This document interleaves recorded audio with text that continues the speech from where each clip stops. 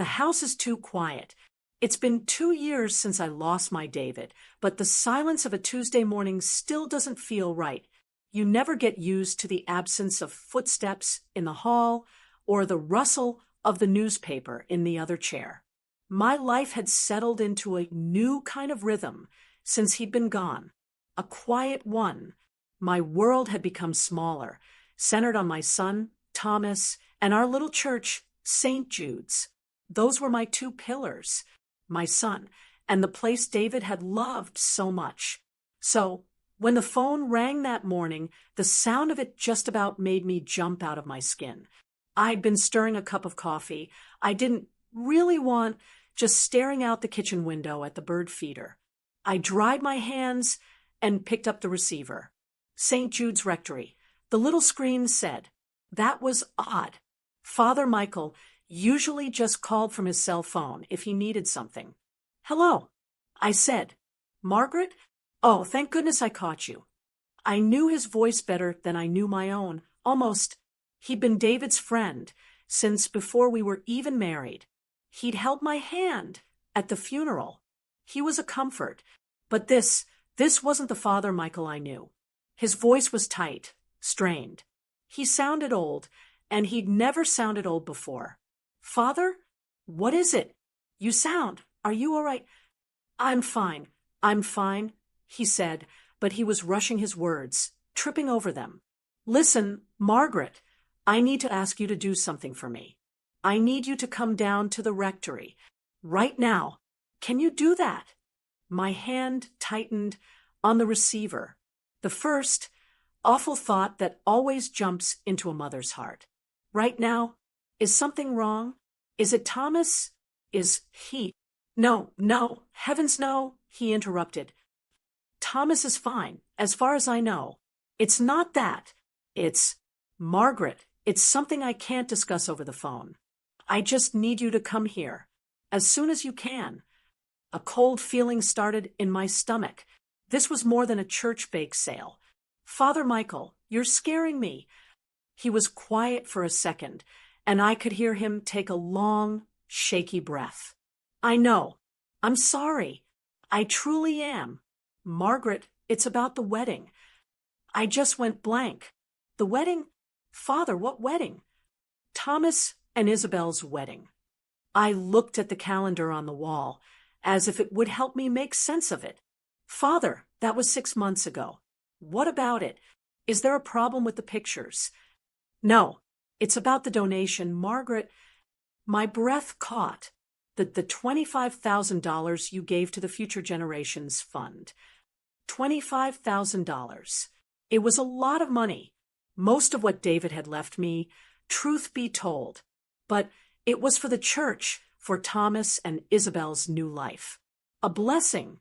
A way to honor David's memory in the place he loved. The donation? I whispered. What happened? Did the check not clear? That seemed impossible. I'd seen it leave my account. "Oh, it cleared," he said, and his voice was so heavy, so full of something I couldn't name. "It cleared. That's just the problem. Margaret, I need to show you something. Not tell you. I need to show you." I was already grabbing my car keys from the hook by the door. "I'll be there in 10 minutes. "Wait," he said, and his voice dropped even lower, almost to a whisper, like he was afraid someone would overhear. "There's one more thing, and this is the most important part." "What is it?" "You cannot, under any circumstances, mention this to Thomas. Not a word. Not to him, and not to Isabel. This has to be just between us. For now. Do you understand me, Margaret?" My blood ran cold. I stopped with my hand on the doorknob. "Not tell Thomas?"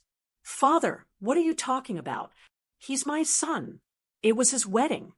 "I know," he said, and he sounded so tired, just bone tired. "Please, Margaret, just trust me on this. Please, just come. We'll talk it through." And then, before I could ask another question, he hung up. I stood there in my kitchen, the phone still pressed to my ear, listening to the empty buzz of the dial tone. The coffee in my mug was cold. The silence I'd been complaining about just 10 minutes ago suddenly felt different. It wasn't empty anymore. It was heavy. It was full of dread. What had I done? $25,000. A donation to honor David's memory. A gift for my son's marriage. And now, 6 months later, the priest who married them was on the phone, sounding like the world was ending, and telling me I couldn't even talk to my own child about it. My mind was racing, trying to catch up. Had I done something wrong with the check? Was the fund in trouble? And why Isabel? He'd said, not to him, not to Isabel. Why her? My hand was shaking as I put the phone down. I didn't even bother to grab a jacket. I just walked out the door and got in my car. I had to know. I had to know what Father Michael needed to show me. I didn't even remember grabbing my purse. My hands were shaking so badly on the steering wheel that I had to grip it with both hands just to keep them steady. It's only a 10-minute drive from my house to St. Jude's. I could do it with my eyes closed. I'd done it thousands of times. For Sunday service, for potlucks, for baptisms, for funerals, for David's funeral. As I turned onto the main road, the church steeple came into view, rising over the treetops. And right next to it, the bell tower. That was David's tower. My mind just went there. It was like I couldn't stop it. David had loved this community. He was a quiet man, not one for making big speeches, but he was a man of action. He believed you showed your faith, not by what you said on Sunday, but by what you did on Monday. And when that old bell tower was struck by lightning, oh, it must have been 15 years ago now. The insurance didn't cover half of it.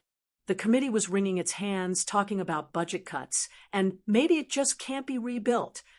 David stood up in that meeting. My quiet David. And he just said, it will be rebuilt. I'll lead it. And he did. He wasn't just a man in a suit writing a check. He was an engineer. He drew up the plans himself, found contractors who would donate their time.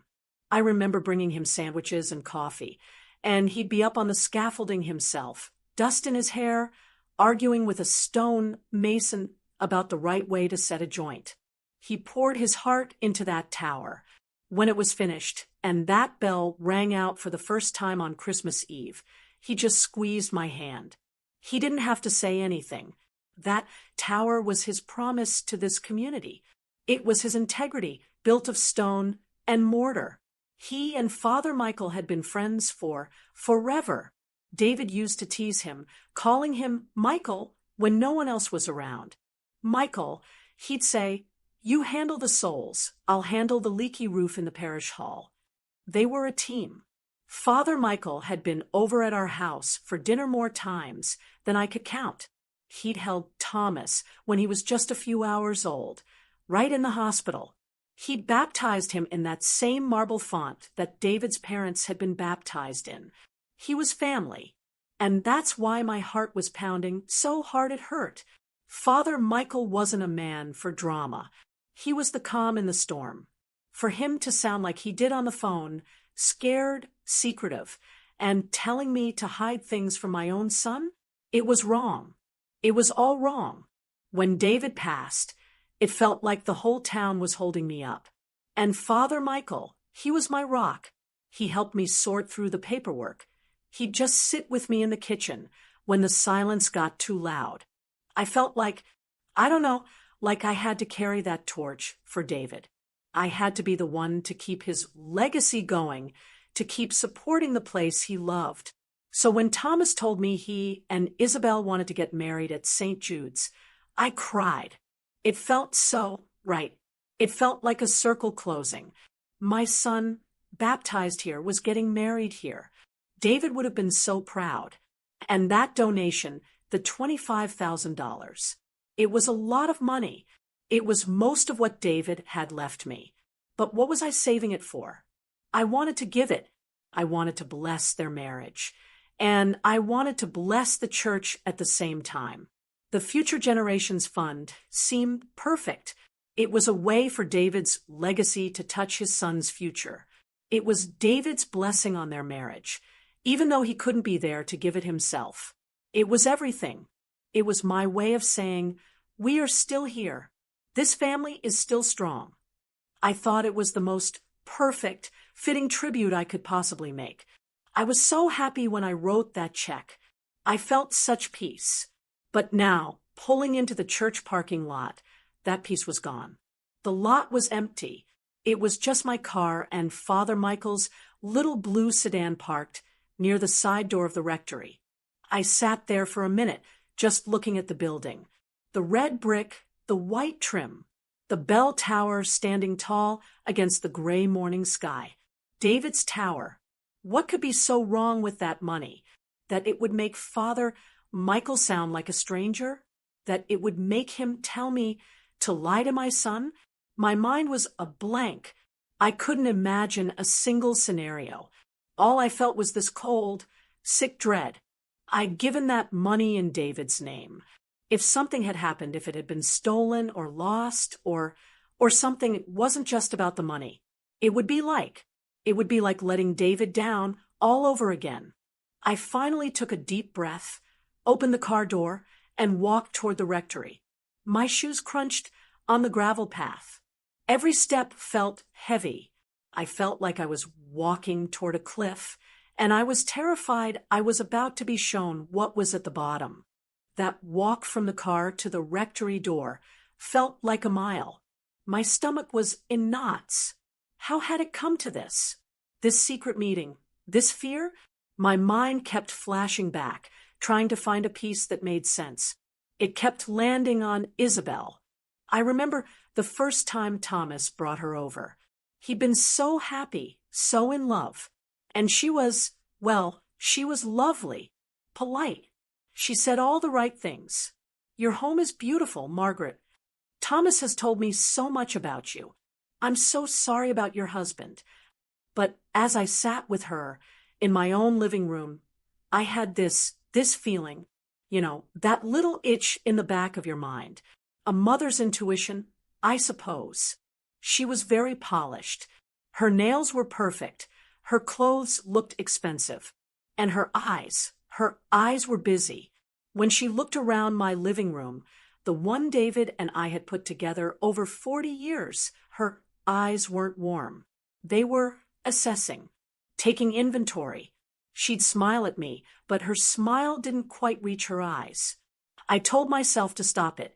I told myself I was just being a critical, lonely old woman. This girl made my son happy, and that was all that mattered. Then the wedding planning started. Mom, Thomas said Isabel and I were talking, and she would be so honored if we could get married at St. Jude's.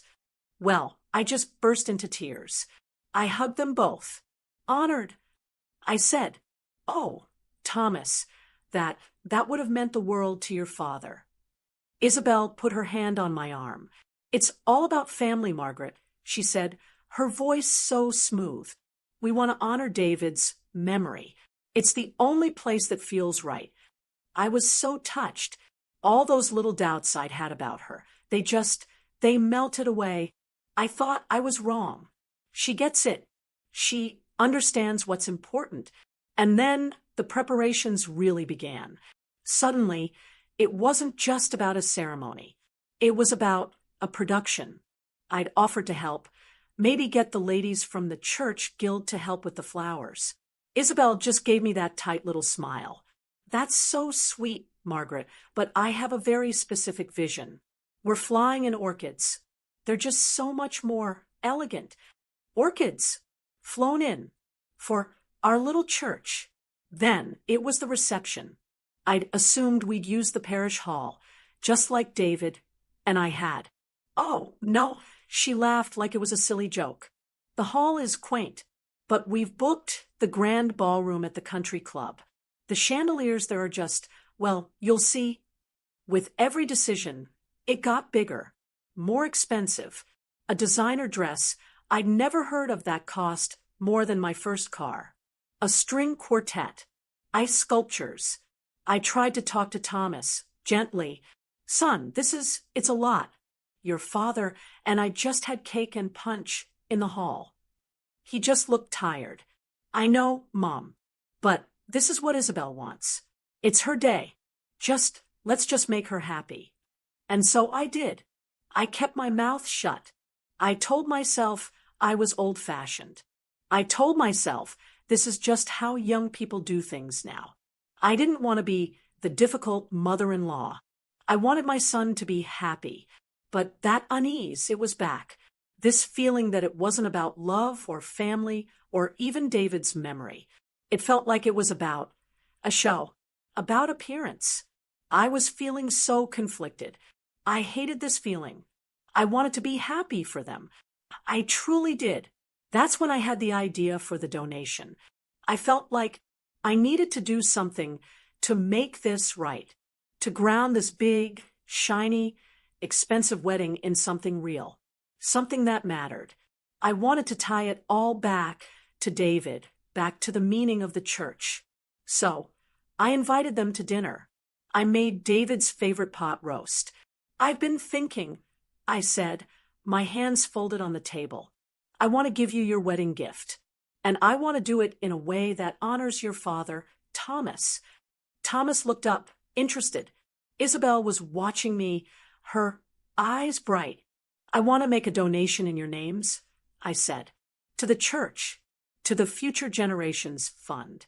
$25,000 to bless your new life together and to carry on your father's legacy right here at St. Jude's. Thomas's eyes filled with tears. Mom, that's too much. You don't have to do that. I want to, I said, feeling that warmth of peace again. It feels right. Isabel, she just beamed. She clapped her hands together. Margaret, that is the most generous, wonderful idea. The Future Generations Fund. It's just perfect. Isn't it, Thomas? Just perfect. Her enthusiasm was a little too bright, a little too quick. It felt less like gratitude and more like, I don't know, like she'd just won something. But I pushed that thought down, too. I was being cynical. This was a good thing, a solid good thing. I wrote the check the next day and dropped it off at the rectory. I felt good. I felt like I had finally done my part. I had anchored their wedding in a blessing. And now, 6 months later, I was standing outside that same rectory door. The memory hadn't made me feel better. It just made the sick feeling in my stomach 10 times worse. I raised a shaking hand and knocked. My hand was raised, frozen, just an inch from the dark wood of the rectory door. I couldn't make my knuckles knock. I was too afraid of what was on the other side. My mind just did what it does when it's scared. It ran. It ran away from that cold gravel path and that empty parking lot. It ran right back to the last day that I had felt truly, completely at peace. The wedding day. It had been a beautiful day. I remember that. A perfect, sunny day in late May when the dogwood trees were still in bloom. The church was, well, it was packed, just full to the brim. I sat there in the front pew, my hands folded in my lap. I saw friends I hadn't seen in months, people who had known David and me since we were young. It felt like the whole town had come out to wrap their arms around my son. And the church, Isabel had certainly gotten her wish. Those orchids she'd insisted on were everywhere. I'd thought it was too much, but I had to admit, seeing them draped over the altar and the ends of the pews, it was breathtaking. The whole church smelled sweet. I looked at Thomas, standing up front with his best man, looking so nervous and so handsome. He looked so much like his father in that tuxedo, my heart just ached. He kept shifting his weight, checking his watch, trying to sneak a peek back down the aisle.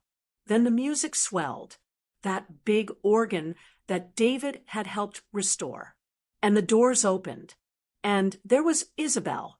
Her dress was something else. It wasn't simple. It was covered in lace and thousands of tiny sparkling beads. The train just went on and on. She looked like someone out of a magazine, a movie star. And the look on Thomas's face when he saw her, well, that's what did it. That's what made all my doubts just melt away. He looked like he'd just seen the sun for the first time. I felt my eyes fill with tears. Good tears. Father Michael stepped up to the pulpit. He was smiling, that warm, comforting smile. He didn't just read from a book. He spoke from the heart. He talked about love and patience and building a life together. And then he looked right at me, right in that front pew. "We are gathered today," he said, "in a place built on love. We are surrounded by the legacy of a good man, David, a man who showed his faith not just in words, but in stone and in service." He motioned toward the bell tower, just outside the window. "David's love is in these very walls. And today it is in his son, Thomas, as he begins his own family. A legacy of love passed down." I had to pull my handkerchief out of my purse. I was just overcome. I looked at Thomas and at this beautiful girl in this sacred place, David's place.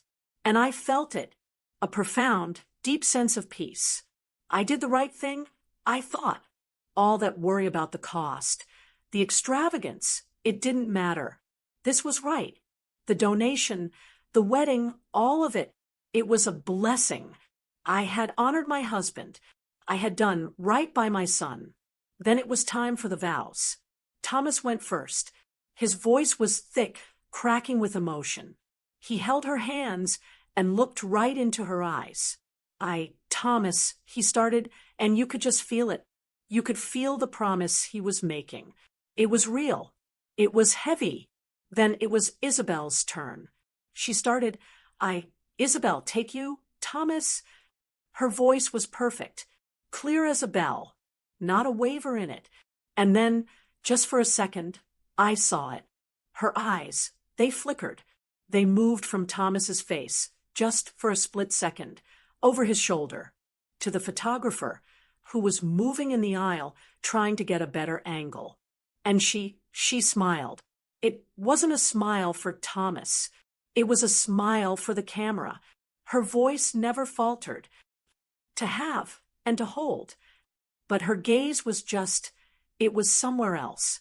I saw her hand, the one holding Thomas's, and her knuckles were white, but her face was perfectly composed, radiant, practiced. My stomach did a funny little flip. I told myself to stop it. "Stop it, Margaret. The poor girl is nervous. She's on display. It's not every day you have 150 people staring at you. It's just wedding day nerves. That's all it is." The rest of the ceremony was a blur. They kissed. Everyone clapped. We all went to the country club. And the reception, it was exactly what she had wanted. It was loud. There was a string quartet, and then a band. There were ice sculptures. I'd never seen an ice sculpture in real life. It was a pair of swans. I watched Isabel. She was glowing, but she was in motion all night. She was pulling the photographer with her. "Oh, we must get a picture with the champagne fountain. Let's get one of me cutting the cake." She was performing. I tried to just focus on Thomas. He was so happy. He had his arm around her, and he was just beaming at everyone. He was so proud. I sat at a table with some of our old friends, and we talked about David. We talked about the bell tower. It was good. It was normal. And I looked over at my son, dancing with his new wife, and I told myself, "Let it go, Margaret. This is his life now. He is happy. That is all that matters." I pushed that little, nagging, ugly thought down as far as it would go. I buried it. And that was the memory I was clinging to, that feeling of peace, that image of my happy son. I held on to it, standing right there on the rectory steps, the cold air on my face. I held on to it because I knew deep in my gut that whatever was on the other side of that door was about to rip that memory to shreds. I took one more deep breath, closed my eyes, and I knocked. My knock on the heavy oak door of the rectory sounded too loud. It echoed for a moment, and then silence. I stood there on the cold stone step, my purse in one hand, my heart just hammering against my ribs. I waited. It couldn't have been more than 10 seconds, but it felt like an hour. It felt like I was waiting for a judge to read a verdict. And in that terrible, heavy silence, the last 6 months just flooded in.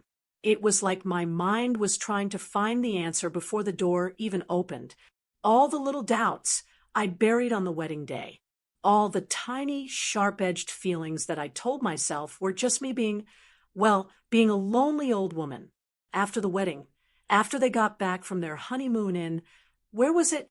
Italy, I think. I expected things to settle down. I expected my son. I thought we'd have Sunday dinners again.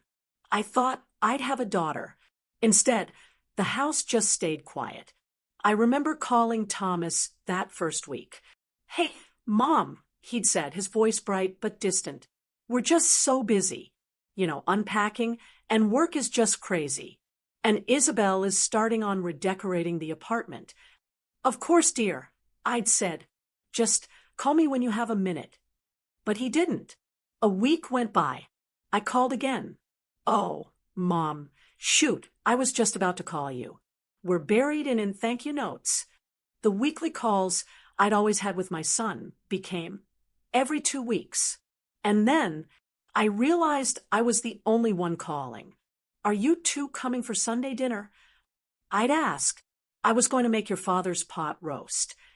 A pause. I'd hear him cover the phone, that muffled sound of him asking Isabel something. He'd come back on the line. "Oh, sorry, Mom, we can't this week. Isabel's parents are having a thing at the country club, where we're already committed." It was always Isabel's parents. Always the country club. Always something I wasn't a part of. Then, when I did see them, it was different. Thomas seemed tired. He had dark circles under his eyes. And Isabel, she was just glowing. I remember, it was maybe 2 months ago, they stopped by to pick up some of his old college things from the attic. They pulled up in a brand new car. I mean, brand new. It was a dark, shiny blue, the kind of luxury car that David and I would have looked at and said, "That's just frivolous." I stood on the porch. "Goodness, Thomas, did you get a big promotion at work?" Isabel got out of the passenger side. She was wearing a new coat, a dark green wool one that looked very, very expensive. She just laughed that light, airy laugh of hers. "Oh, Margaret, no. My parents were just so thrilled about the wedding. They gave us a very generous cash gift. They insisted we get something practical." "Practical? That car?" I just nodded. What was I supposed to say? I felt pushed out.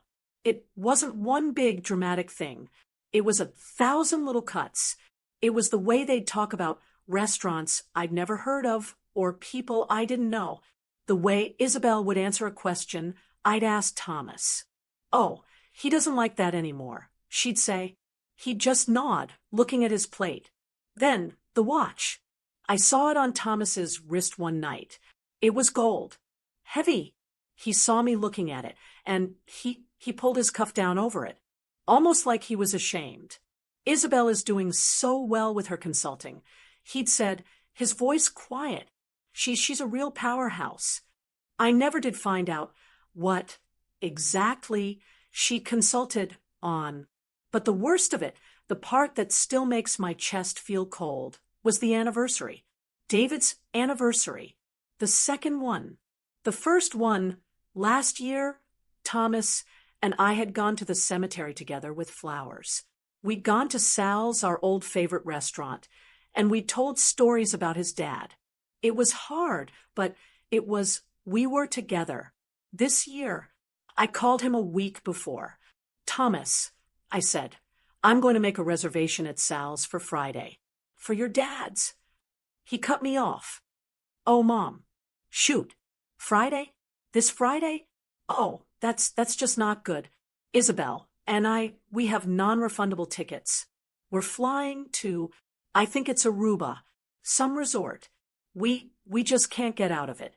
It's been planned for months. I just, I just stood there in my kitchen, holding the phone. My hand was gripping it so tight my knuckles were white. Non-refundable tickets. It wasn't that he'd forgotten. It was that he'd known. They had planned to be away.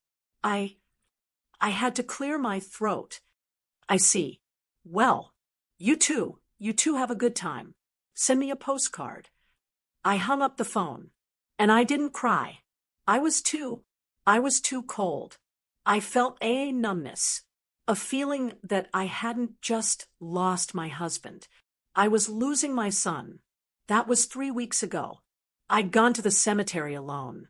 So, when Father Michael had called that morning, when his voice had come over the line, so full of fear, it wasn't a shock out of nowhere. It was the other shoe dropping. It was the name for the cold, heavy dread I'd been living with for 6 months. My knock was still echoing in my ears. I'd been standing on that step for only a few seconds, but I just relived half a year of loneliness and fear. Then a sound from inside, the distinct click of a deadbolt being turned. The heavy door creaked open, and there he was, Father Michael. He looked awful. His face was gray, and he hadn't shaved. His eyes, his kind, gentle eyes, they were red like he hadn't slept at all. He just looked at me. He didn't smile. "Margaret," he said, his voice a low rasp. "Thank God. Come in, please. And close the door behind you." I stepped inside, and he shut the heavy door behind me. The click of the deadbolt locking echoed in the hallway. It was a sound I'd never heard in this rectory before. This was always a place with an open door. The air in the office was stale.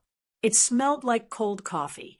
He hadn't just woken up. He hadn't been to bed at all. "Margaret, sit down," he said, and it wasn't a request. He didn't go to his usual chair. He just stood over his desk, and my goodness, the desk, it was a disaster. It was covered, buried, in green and white ledger papers, bank statements, and stacks of what looked like receipts. Father Michael was a tidy man. This was chaos. I sat in the hard wooden chair opposite him, the one I'd sat in 100 times to plan festivals or community dinners. It felt cold. He just stood there for a moment, rubbing his eyes under his glasses. He looked broken. "Father," I whispered, "what is all this? You look like you're about to be sick." "I am Margaret," he said, his voice a low rasp. "I am sick to my heart." He took a deep breath. "As you know, at the end of every year, our bookkeeper and we do the audit for the diocese. It's routine. We cross every T. We account for every dollar." He pushed a large, bound ledger book across the desk. This is the ledger for the Future Generations Fund. The fund your donation was meant for. He put a shaking finger on a line. "I started the audit 3 days ago. I was just reconciling the accounts, checking our books against the bank statements. And I couldn't find it." "Find what?" I asked, though my throat was suddenly tight. "Your check. The $25,000. It's not here. It was never deposited into this account." My first feeling wasn't fear. It was relief. I almost laughed. "Oh, Michael, you scared me half to death. That's all. It's a filing error. Good heavens, you must be exhausted. You probably just missed it. Or someone put it in the wrong column." He didn't smile. He just shook his head, a slow, tired motion. "No, Margaret, that's what I thought. That's what I prayed for. I spent all of Monday, all of Tuesday, tearing this office apart, looking for that clerical error. It's not here." He slid a different paper across the desk. It was a bank statement. "So," he continued, "I called the bank. I asked them to track the check. I thought maybe it was lost. But it wasn't lost, Margaret. He tapped the paper. Your check was cashed. It was cashed 2 days after you gave it to me. I let out the breath I was holding. Oh, well, see? It's fine. It got put in the wrong account. It's in the general fund or the building fund, right? It's still with the church. You just have to move it. That's all. His face just crumpled. Margaret, no. It's not in the general fund. It's not in the building fund. I've personally gone through every single account St. Jude's has. The money is not here. It's not in the church at all. I just stared at him. I don't understand, I said. If the check was cashed, but it's not in the church's accounts, then where did it go? He took a single, thin piece of paper from a folder. He held it between his 2 fingers like it was something filthy, something he didn't even want to touch. This, he said, is what the bank manager gave me this morning. He's a friend of mine. He shouldn't have done it, but he did. This is a copy of the deposit transaction. For your check. He laid it on the desk between us. I looked down. It was a deposit slip. A standard, boring slip. But the account name, the name printed at the top, it wasn't St. Jude's Church. It wasn't Future Generations Fund. It said, IGN Consulting, LLC. I read it twice. IGN Consulting. I looked up at him, confused. What is that? Is that one of the contractors? Did we still owe money on the bell tower? No, Father Michael said. His voice was flat. Dead. I've never heard of IGN Consulting in my life. It is not one of our vendors. It's not affiliated with the diocese. It's just an account. A private, limited liability corporation I've never seen before. My mind was spinning. So someone stole it? Someone stole the check right out of your office and cashed it? But the bank, how could they? It was made out to the church. I asked that. He said quietly. They told me the deposit was irregular, but that it had been authorized by someone with access to our accounts. A bank error. Then, I said, my voice rising, grabbing at that last piece of straw. It's the bank's fault. We'll just call them. We'll tell them they made a mistake. They have to put it back. Margaret, he said, and he looked so old. It's not a mistake. He pushed one last paper toward me. It was another bank statement. The statement for that other account. The IGN one. The manager. He showed me, he whispered. I looked down at the paper. My hands were shaking so hard I had to press them flat on the desk to keep them still. I saw the date, May 28th, 2 days after the wedding. I saw the line item, deposit $25,000. And then I saw the lines below it, May 29th, wire transfer $10,000. May 30th, wire transfer $10,000. June 1st, cash withdrawal, $5,000. The final line, current balance, $0. It was gone. All of it. Drained. Emptied. In less than a week. My God. I whispered. My hand flew to my mouth. Michael, someone stole it. They stole David's legacy. They stole. I looked up at him, my eyes blurring with tears. Who? Who would do this? Who has access? Who could? Father Michael just looked at me. He didn't speak. He didn't have to.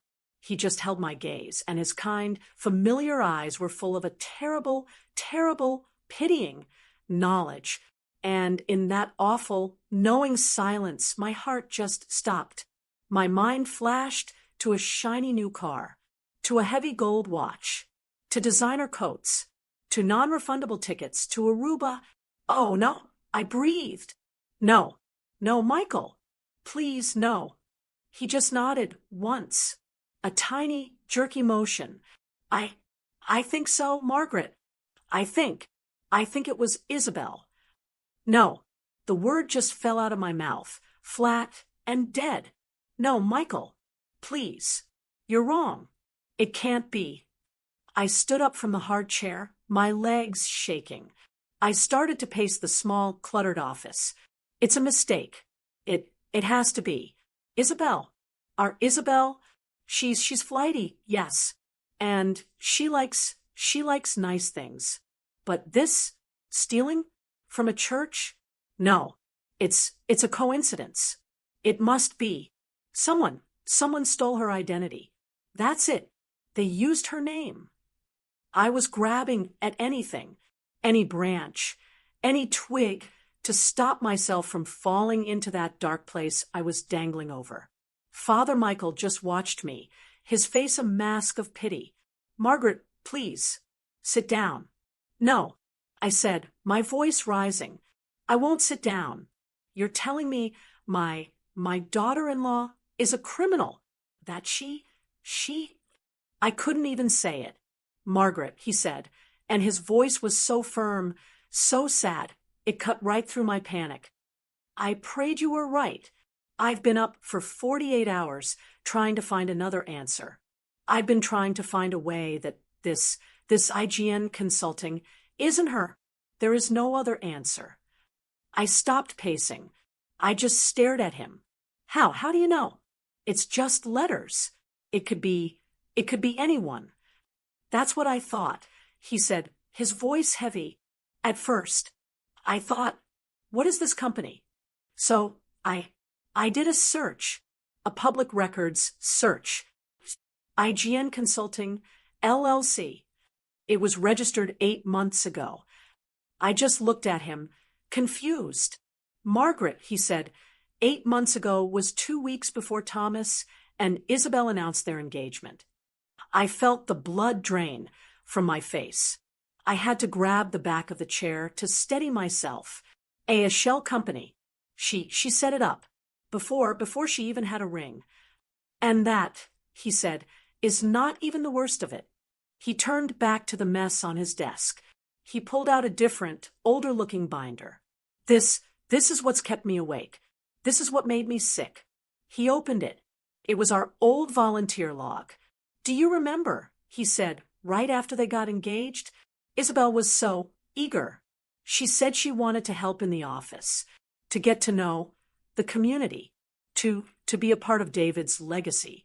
I just nodded, my throat too tight to speak. She volunteered to help Helen. Helen, our dear, sweet Helen, our bookkeeper for 40 years. Helen, who was 78 years old and trusted everyone. Helen, she logs every donation. Father Michael continued, his voice thick, especially the cash from the collection plates. Every Monday, she counts it, she logs it, and then for the last 8 months, Isabel has helpfully offered to take the deposit bags to the bank for her. He pushed the logbook toward me. Then he laid a stack of bank deposit slips next to it. Look, he whispered. I looked. The logbook, in Helen's shaky, careful script, collection, $1,250.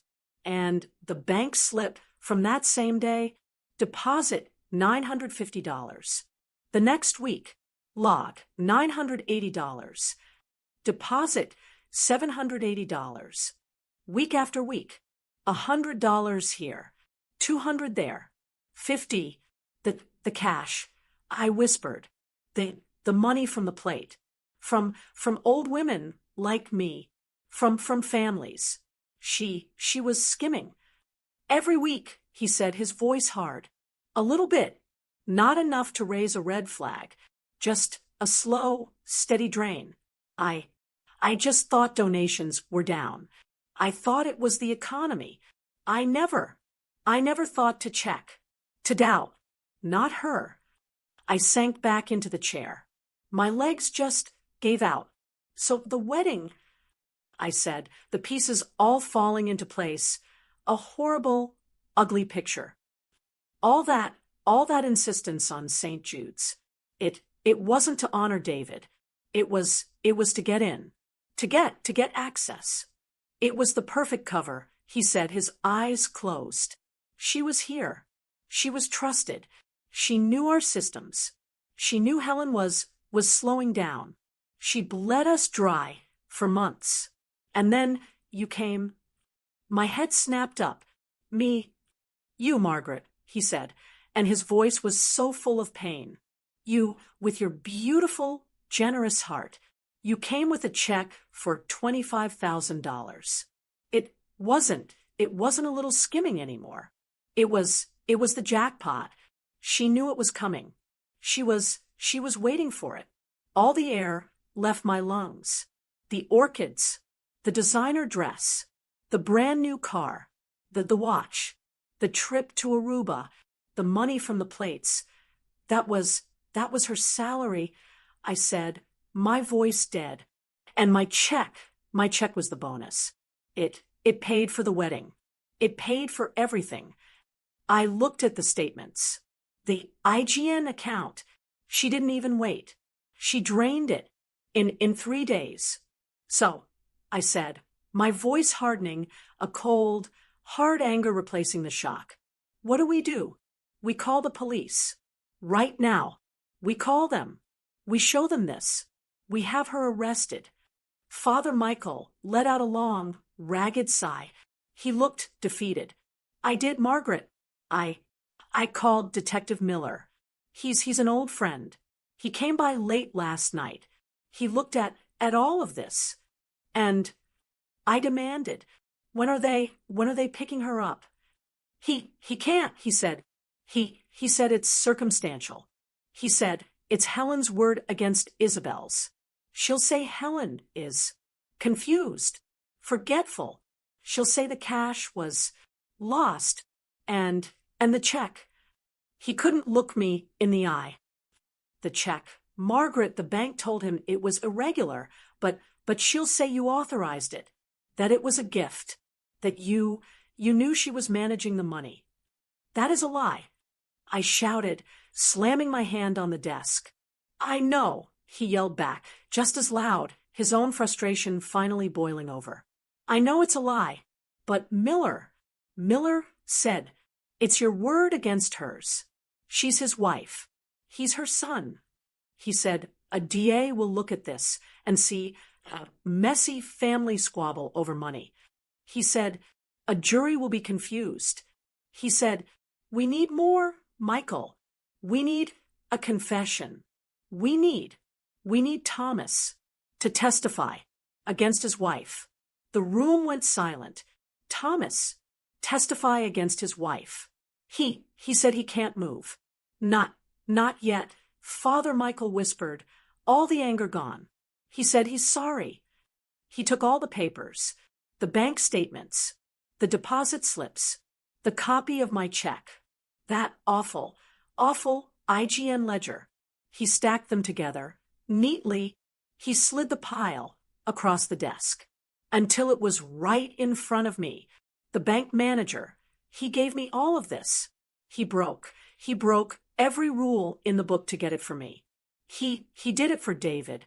He remembered the bell tower. The papers just sat there, staring at me, the truth. He said, this is all I can do, Michael. I can't be the one. What you do with this is up to God and up to her. He looked at me, his eyes full of tears. The police, their hands are tied. And I'm just a priest. I can't be the one to destroy your son's life. I just stared at the pile of paper, the proof, the truth that no one could or would act on. I looked up at him, and I finally, truly understood why he had called me, why he had told me not to tell Thomas. Because the decision, the awful, terrible, impossible decision, it wasn't his, it was mine. I just stared at that pile of papers, that pile of poison. My hand, my arm, it felt like it was moving through wet cement. But I reached out. My fingers touched the edges, the sharp-cut edges of the bank statements, the copy of my check. I slid them into my purse. The weight of them, it was heavy. It felt like I just dropped a cold, hard stone into my bag. Father Michael just watched me. He didn't say another word. What was there to say? He'd done his part. He'd given me the burden. I stood up. My knees cracked. I felt 100 years old. "Thank you, Michael," I said. My voice sounded strange. "Hello, Margaret." He started reaching out a hand. I have to go," I said. "I have to think." I walked out of the rectory. I didn't wait for him to say goodbye. I walked down the gravel path, the sound of my own shoes crunching loud in the silence. I got into my car. I didn't start it. I just sat. I sat in that empty church parking lot for, I don't know, a long, long time. I just stared at the bell tower, David's tower, and I just thought, what am I supposed to do? My purse was on the passenger seat next to me. That pile of paper, it felt like a bomb, just sitting there. A bomb that I was supposed to just, carry into my son's life. My mind flashed to his face. At the wedding, that look of just pure, simple joy when he saw her walking down the aisle. The way he looked at her. He loves her. If I take this bomb and I give it to him, what happens to that face? What happens to my son? His world, his whole world will shatter. The woman he loves, the life he's building, the future he's planning, all of it just a lie, a sick, cruel lie. He won't just be sad. He'll be destroyed. And who will he blame? He'll blame me. He'll see me as the one who ruined his life. He won't be able to look at her, but he won't be able to look at me either. He will hate me for it. I've already lost my husband. Am I supposed to lose my son, too? Isn't it a mother's job to protect her child? To protect his happiness? Even if that happiness is built on something wrong? What if I just don't? What if I just take these papers, go home, and I burn them in the fireplace? What if I just let it go? The money is gone. We're never getting that back. Father Michael knows. I know. But Thomas, he's happy. He's in love. Is it worth ruining his entire life just to be right? My hand was on the key in the ignition. I could just go home. I could go home and I could lock this away. I could try to forget. But my eyes went back to the bell tower, David's tower. If I stay silent, what does that make me? I would be letting her get away with it. I'd be her accomplice. After the fact, this isn't just a messy family squabble, like that detective said. This is a crime. This is theft. This is desecration. She didn't just steal my money. She stole from Helen. She stole from every old woman who put $5 in that collection plate, thinking she was lighting a candle for her husband. And she used David. She used his memory. She used his name. She used his church as a cover. How can I look at his picture on my mantle, knowing that I let her do that? That I was too cowardly to do anything about it? And what about Thomas? Am I protecting him? Or am I just letting him be a fool? Am I letting him sleep next to a con artist? A woman who set up a shell company before she even said yes to his proposal? A woman who forgot, who planned to be away on his father's anniversary? He's not just happy. He's a victim. He's being used. He's tied to a criminal. What happens next year? When she needs a new car? When she gets tired of him? How can I, in good conscience, let this stand? He's my son. He deserves the truth, no matter how much it hurts. It's like a cancer. Do I just let it grow? Just because the surgery is going to be painful? So that's it. That's my choice. I can destroy his life by telling him the truth. Or I can let his life be destroyed by a lie. I can lose him to his anger, or I can lose him to her. My head just fell forward. I rested my forehead on the steering wheel. The plastic was cold. I couldn't choose. Both roads they were just black. I sat there, in that car, in that empty parking lot, and I just cried. Not loud, just silent. The tears just ran down my face. For David, for Thomas, for me, for what I'd lost, for what I was about to lose. I don't know how long I sat there, but I finally sat up. I wiped my face with my hand. I knew. I couldn't just tell Thomas. He's in too deep. He's blinded. He'll just defend her. He'll just hate me. No, I have to see her. I have to look her in the eye with these papers in my hand. Maybe I'm wrong. Maybe there's some other explanation, a crazy, impossible explanation. My heart ached for that one tiny little sliver of hope. But I looked at the purse on the seat, the stone.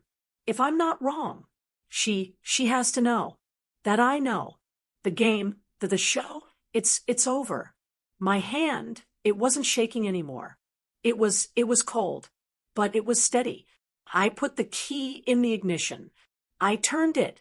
The engine started. I put the car in gear. I pulled out of the St. Jude's parking lot. I didn't turn left toward home, toward my quiet, safe, empty house. I turned right, toward Thomas and Isabel's apartment. The decision was made. The drive, it was only 15 minutes. It felt like a lifetime. My hands were steady on the wheel. The tears were gone. All I felt was this cold, hard quiet, like the world had gone silent before a terrible storm. I pulled into a visitor spot at their apartment building. The building, with its fancy lobby and doorman, paid for with what? I didn't call up. I walked right in. My purse, with that heavy pile of papers, was clutched in my hand. I knocked on their door. Apartment 4B. I heard muffled voices inside. Then footsteps. The door opened, and there she was, Isabel. She was in a silk robe. At 11 in the morning, she had a coffee mug in her hand. When she saw me, her eyes widened just for a second. Then that bright, practiced smile clicked into place. Margaret, goodness, what a surprise. Is everything all right? I just looked at her. I looked at the silk robe. I looked at the perfect, smiling mask. I need to speak to Thomas, I said. My voice was flat. It didn't even sound like me. Her smile wavered, just a little. Oh, she said. Well, he's in the middle of some work. Can I give him a message? No, I said. I'm not leaving. I will speak to my son. Now, I must have looked, I don't know. I must have looked different than she'd ever seen me, because she stepped back. Thomas, she called, her voice still trying to be light. Honey, your mother's here. Thomas came out of their study. He was in his shirt sleeves, a headset around his neck. He looked tired, but he smiled when he saw me. That genuine, warm smile. My son's smile. It just about broke my heart. Mom, hey, what's up? I wasn't expecting you. I know, Thomas, I said, stepping past Isabel, into their living room. I need to show you something. I think you should sit down. Mom, you're scaring me, he said, that smile just gone. What's wrong? Isabel was right behind me. Her arms were crossed.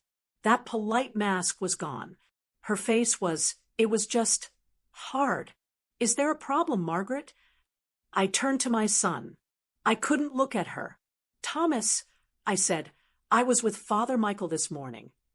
I saw a flicker in Isabel's eyes. Okay, Thomas said, sitting on the edge of their expensive, modern sofa. Is he okay? I put my purse on the coffee table. I couldn't just blurt it out.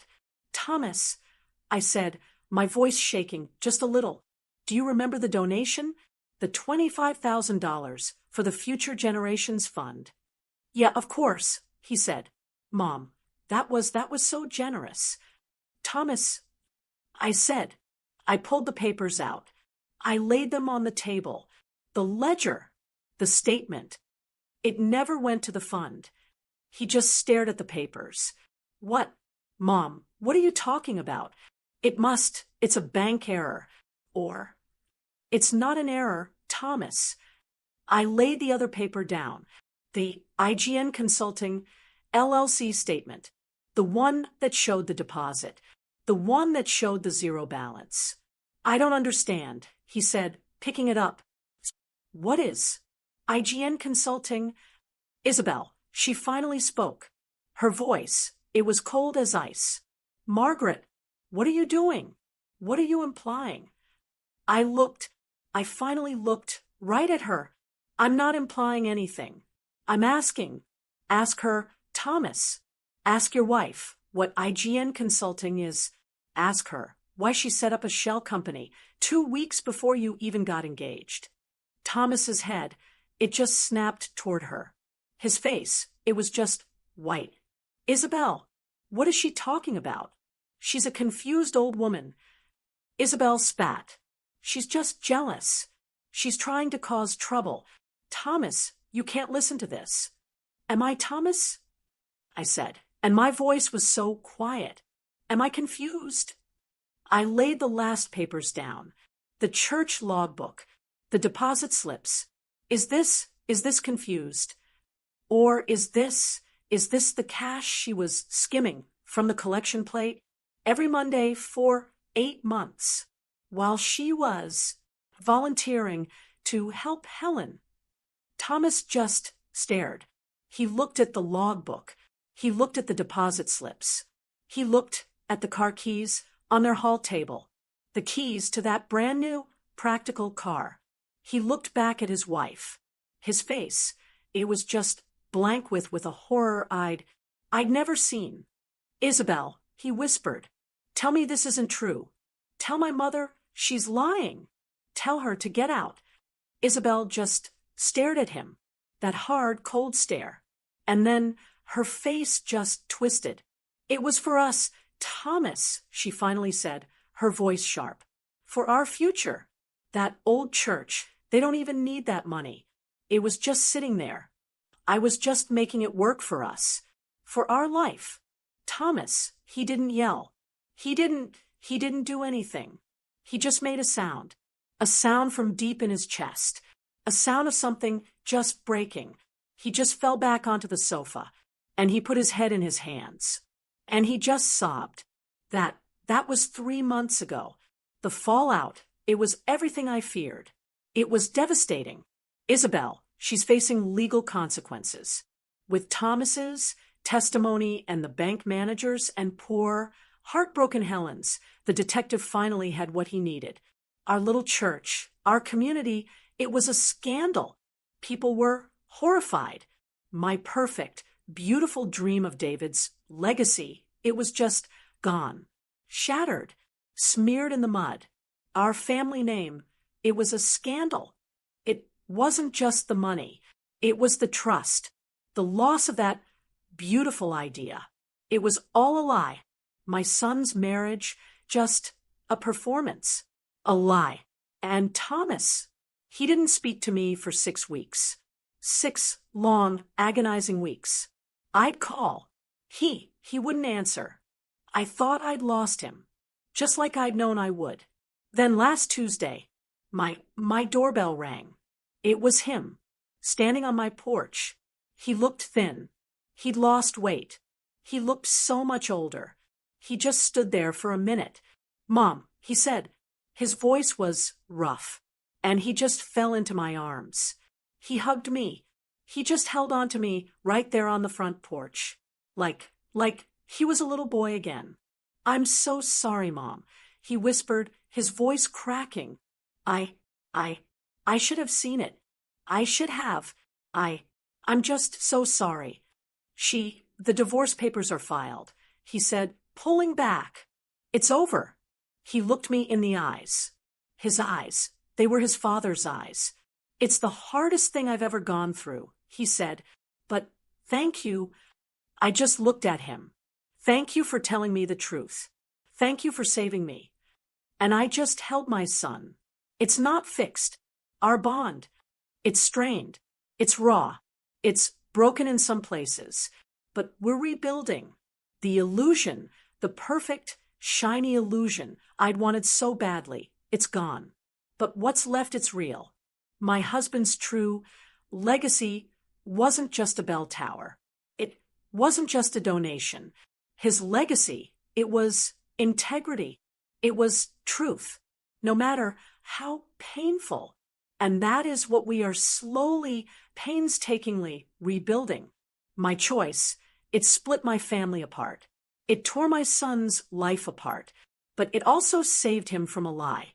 Have you ever been faced with a devastating truth like that, knowing it would hurt the ones you love more than anything? What would you have done if you were in my shoes? Please let me know what you think in the comments. Can trust ever be fully rebuilt after a betrayal like this? If this story touched you or made you think, please, if you would like the video and share it with someone who might need to hear it. And please subscribe to the channel so we can share more stories together. Thank you. Thank you for listening.